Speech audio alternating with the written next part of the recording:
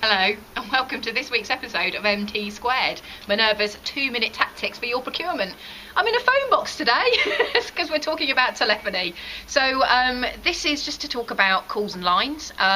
Ideally, I would suggest you put your calls and lines and systems with the same supplier if you can.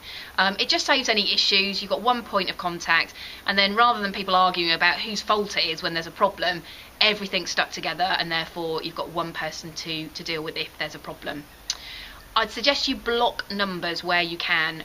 The number of times that we see on bills, directory inquiries, the speaking clock, why you would need to phone the speaking clock in this day and age, I do not know, and also premium rate numbers as well. So try to block those where you can, just to make sure no one's tempted to ring them. They usually cost about £1 for every call you make to those numbers, so it soon racks up.